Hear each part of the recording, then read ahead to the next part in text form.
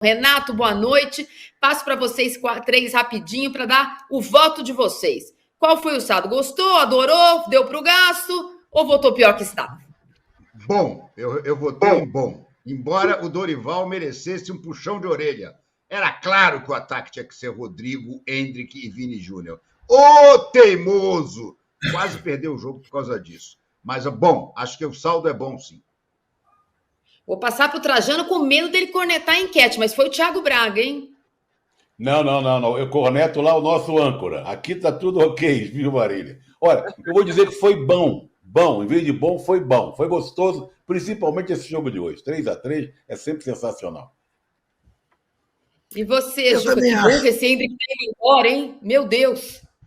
Eu também acho, Marília. Eu acho que foi bom porque acho que, de alguma maneira, a seleção brasileira recupera o respeito mundial. A seleção foi muito prejudicada pela falta do VAR. Não se trata de dizer que o assoprador de apito português seja um ladrão, porque se fosse, não daria o pênalti, este sim, claro, do Carvajal no Galeno, mas ele marcou 2 pênaltis que são realmente 2 escândalos, né? Então, a Espanha até jogou melhor que o Brasil, mas o placar moral que o Trajano e o Renato Maurício Prado conhecem da velha coluna do Otero no Globo, e que você, Marília, não tinha nascido ainda quando ele assinava essa coluna, o placar moral foi 3-1 para o Brasil. O Brasil fez 3 gols. A Espanha ganhou 2 de presente. Nós ganhamos 1 de presente, mas do goleiro espanhol, não da arbitragem. Otelo Caçador, que depois eu fiz questão de reviver no Extra. Isso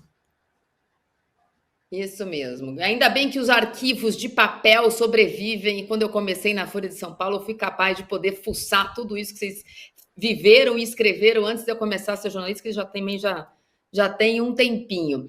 Eu vou começar pela figura desses 2 jogos. Eu acho que, além dos resultados, acho que tivemos algumas novidades, né? Falas novas na CBF, assuntos novos, estreias, inclusive, do Dorival. Mas o Brasil volta, aliás, o jatinho da Leila volta com o personagem desses 2 jogos, que é o Endrick, né? Um menino de 17 anos, 8 meses, já vendido, que já foi conhecer lá as instalações e fazer gol, onde ele provavelmente vai brilhar ainda mais. Aqui no Brasil, a entrada do Endrick no Brasileiro do ano passado demorou um pouco. Ele entrou, o Palmeiras foi campeão. Aí ele demorou para entrar contra a Inglaterra. Ele entrou 1-0. Hoje ele demorou para entrar. Ele entrou, o Brasil empatou e melhorou. Renato, é Endrick mais 10? Olha, eu acho que o Endrick tem que ser titular indiscutivelmente, né? É inacreditável o Dorival não ter percebido isso já no primeiro jogo. Ele entrou no primeiro jogo, mudou o jogo, fez o gol, e o Dorival ainda assim voltou com o Rafinha, que não estava jogando nada. O Endrick é titular indiscutível, eu não tenho a menor dúvida disso. O Endrick, para qualquer seleção brasileira, não vou dizer a você que é Endrick mais 10, mas é Endrick, é Rodrigo, é Vini Júnior, que não jogou bem hoje. Enfim, alguns jogadores que são, obviamente, titulares, né? E o ataque, repito isso, o ataque de 2026 está aí, tem que botar para jogar. Rodrigo, Endrick e Vini Júnior. Esse é o ataque. Qualquer coisa fora disso é invenção. E que personalidade do Endrick, né? Como ele entra e jogando como se estivesse jogando uma pelada no quintal da casa dele. A primeira jogada dele já foi um passe para o Vini Júnior, que o Vini Júnior entrou na cara do goleiro. Depois um passe de peito. Olha, ele é um garoto realmente muito, mas muito diferente.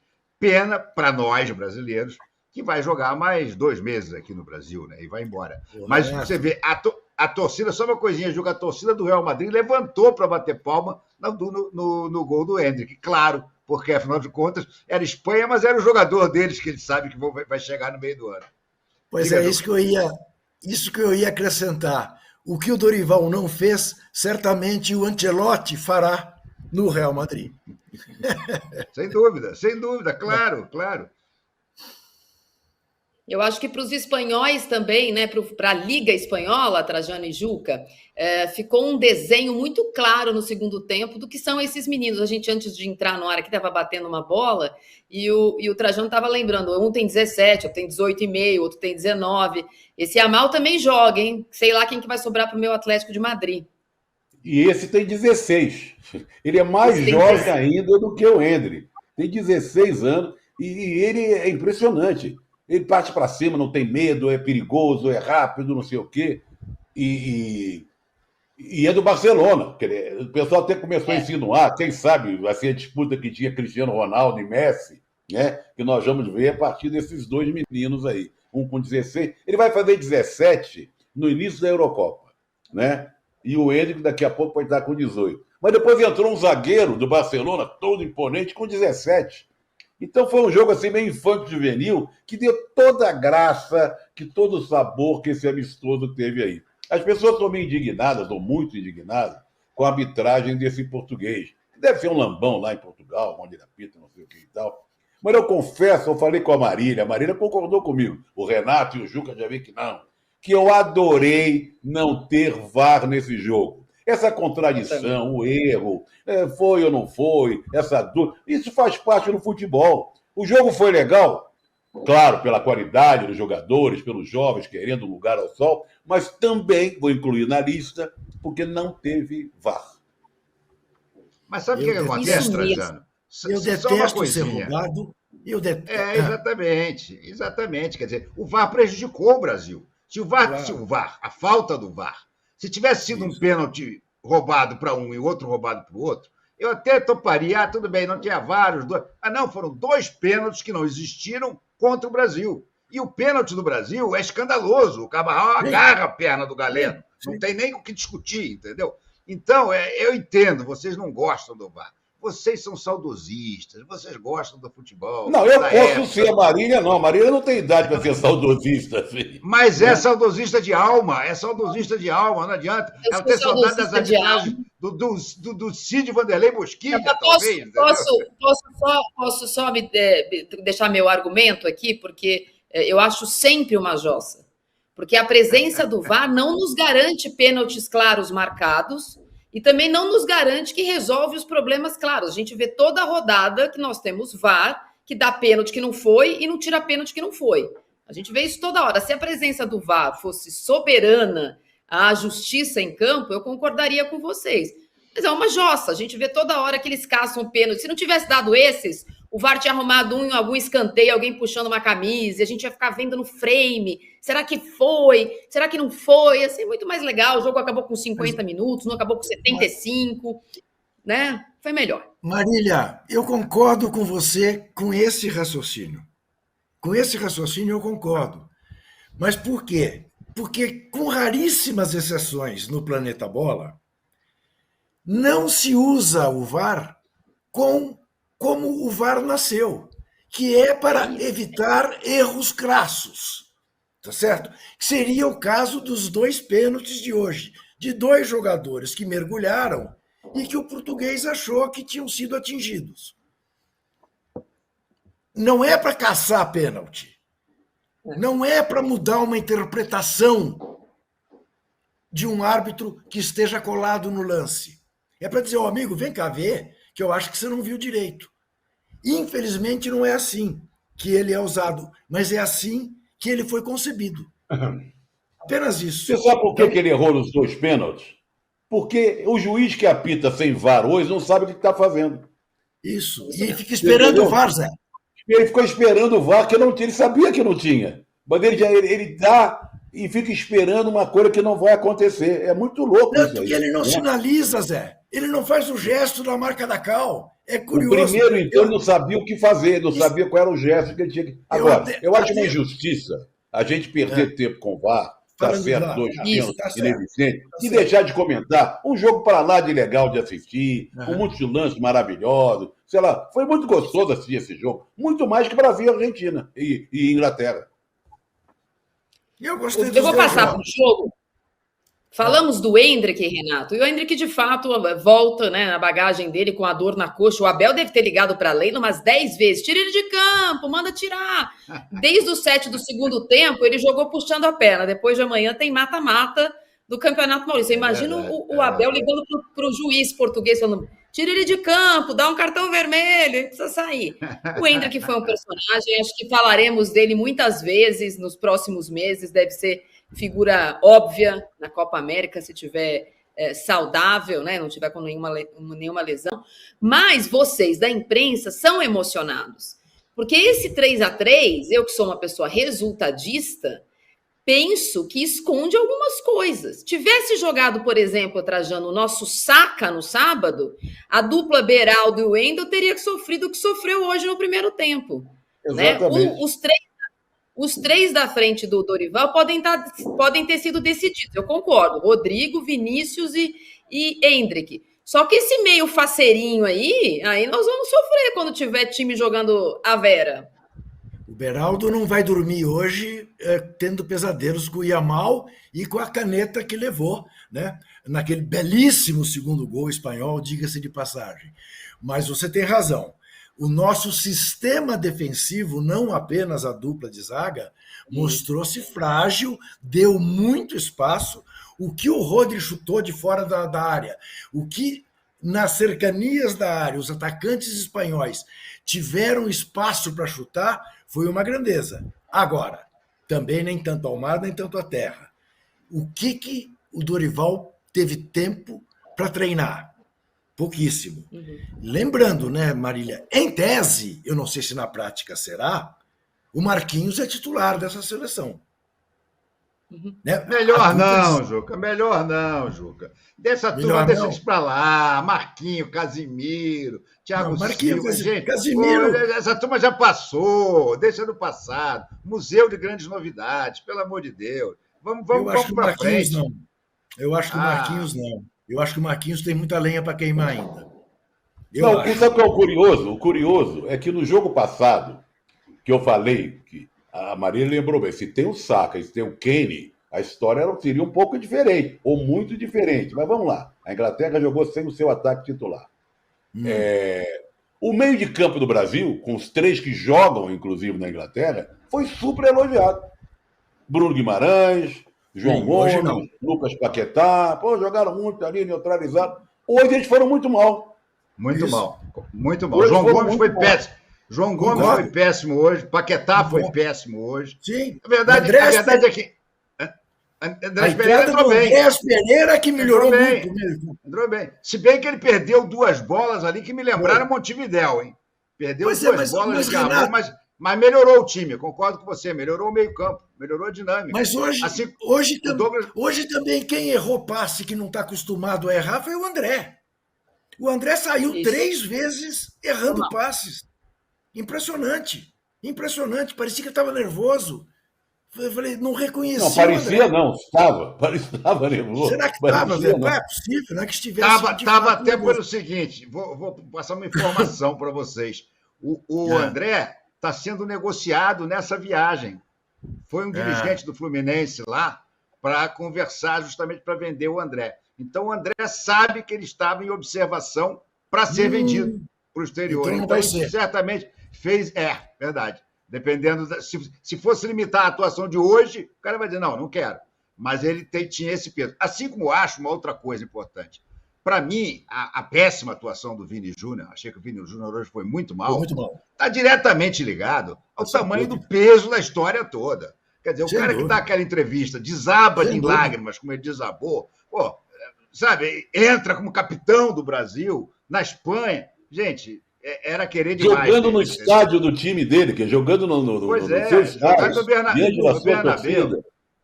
Pesou. Só para provocar a Marília e o Zé argumentou aí com razão, e a Marília também, a ausência do Saka. O Neymar também não jogou contra a Inglaterra. Aí é reforço, né? Aí é reforço. Só se fala em outra coisa, Juca. Só se fala em outra coisa. Aliás, é o assunto na Europa agora, na Inglaterra. Não é nem o problema da princesa lá. É o problema, infelizmente, o problema sério da princesa. É o Neymar. Agora, eu estou preocupado, eu vou falar o português, claro. Eu não ligo muito para a seleção brasileira. Não ligo muito. Eu sou aquele cara que torce muito pela seleção. Brasil, Inglaterra, Brasil venceu. Eu falei, mas esse jogo aí me deixou mais satisfeito, porque é legal ver muitos gols, jogadores jovens se destacando e tal. Mas a minha preocupação, meu caríssimo Juca, e acredito que a Maria, é domingo, pegar o City, encaçapar o City, você entendeu? Para folgar na liderança. A minha também, Zé. Acho A que vocês minha vão é o levar uma Manchester. chapuletada. A minha é o Vai, Manchester City. O Stones está machucado. O De Bruyne não jogou contra a Inglaterra, não é isso? Pelo menos até onde eu vi. O Não, De não Bruyne jogou, não não. não jogou, Não, não. não jogou. Quer dizer, e o Kyle Walker Stones se não jogou machucou hoje. e o Mas nós temos Walker três se machucou. jogadores machucados. Nós temos o Saka, o Martinelli e o Gabriel Magalhães. Né? Isso. Esse Não, é mas o jogo da nós vamos ganhar. Isso aí é uma preocupação a menos. Fica tranquilo dessa vez. Nós ganhamos no primeiro turno, no finalzinho de 1-0, lá no Emirates, e vamos ganhar fora de casa. Voltando aos não Arsenal, que não puderam ser convocados também, porque não ser. O Martinelli, por exemplo, poderia ser uma opção ao time do Brasil, foi cortado. Acho até que o Dorival, a gente falou aqui em outras lives, vocês também, ele teve com a infelicidade dos cortes a possibilidade de dar uma ajeitada nesses 26 que ele convocou para sua estreia na seleção. Então, perdeu um jogador do meio, convocou outro atacante, até o Galeno, que está aí, sofreu o pênalti que deu o empate ao Brasil. Ele equilibrou um pouco mais. Mas tirando, assim, sendo chato, como vocês da imprensa gostam de ser, o que o Dorival voltou para casa no seu caderninho? Eu sou saudosista, eu tenho caderninho, não tenho iPad, caderninho. Então, ele assistiu ao jogo no sábado e ele gosta de arrumar times rápidos. Aquele time do Brasil de sábado era um time muito à la Abel, né? Muito reativo, um meio de campo forte, rouba a bola, estica a bola, contra-ataques rápidos. Hoje isso não funcionou nenhuma única vez e os laterais sofreram demais. Então, tirando o Endrick, o Vinícius Júnior, talvez o Bento, terceiro goleiro, quando tiverem os dois que jogam na Inglaterra, o Bento foi bem também nas duas partidas. Quem aproveitou esses dois jogos das novidades? Porque eu também acho que o Marquinhos vai voltar. Mas acho que o Beraldo do lado esquerdo é uma certeza, tirando o baile que ele e o Bruno Guimarães tomaram. Mas, Marília, veja uma coisa. Eu acho que o que ele tirou, o que o Dorival tirou, é aquilo que a gente sempre se pergunta. Eu, ainda sexta-feira ou segunda-feira eu dizia isso no Posse de Bola. O Zé Trajano tem uma pergunta clássica, né? Que virou bordão. Quando é a hora de mandar um treinador embora? Um outro bordão é quanto tempo um treinador precisa para montar um time? Bom, quando você vê que treinadores, por exemplo, como Eduardo Batista, são capazes de pegar um time só com jogadores planos, sem ninguém que se destaca, e forma um time, você fala, por que o Mano Menezes não foi capaz de fazer isso com o Corinthians, que tinha gente acima, né, do Planalto? O Dorival tinha uma escolha para fazer, por mais que ele tenha desfalques, ele tinha uma farta escolha para fazer de jogadores acima do Planalto e fez um time. Hoje, eu acho, com menos espírito competitivo do que foi o jogo em Wembley. Ali eles jogaram como se fosse Copa do Mundo. É o resgate da camisa amarela. Jogaram de azul, o que ajudou, e comeram grama. Fizeram mais falta que a Inglaterra. O Paquetá devia ter sido expulso. Bateram no Bellingham o que pôde, o que puderam. Hoje não bateram no Rodri. Deixaram a cabeça do time espanhol jogar. A Espanha fez muito mais falta do que o Brasil, pelo menos até uma certa parte do jogo. Depois não acompanhei, não estou aqui com o scout para ver quantas faltas fez a Espanha e quantas o Brasil. Mas eu acho que o Brasil entrou hoje, não de salto alto, mas entrou, como diria Oswaldo Brandão, mais leviano. Entrou mais leviano. Só para o segundo tempo voltou como se tivesse recebido uma descarga elétrica. Porque devem ter levado uma bronca e dizer, escuta, vocês vieram até aqui para fazer esse jogo mole que vocês fizeram no primeiro tempo? Mas então, eu acho que o Dorival vai voltar para o Brasil pensando na família Dorival Júnior, dizendo, olha, eu posso trazer umas estrelas que eu não pude convocar, mas tem uma molecada aí que eu vou preservar. Tomara que entre esses não esteja alguém que até nem é tão moleque, como o Rafinha, que eu não consigo entender, nem no Barcelona, Renato, que dirá na seleção brasileira.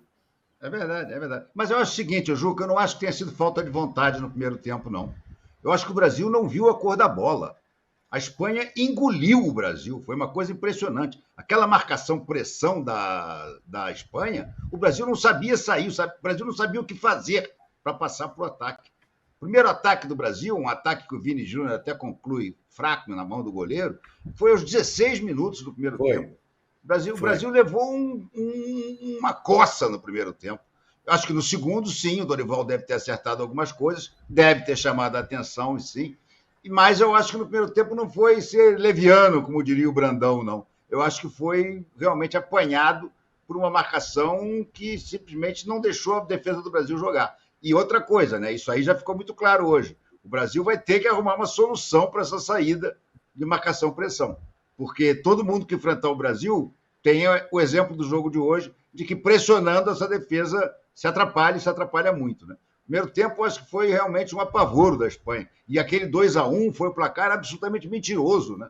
É porque o goleirão deles entregou a bola para o Rodrigo e disse: diminui aí para o segundo tempo ter graça. Porque, pô, realmente, o jogo... Agora, o Renato... Fala.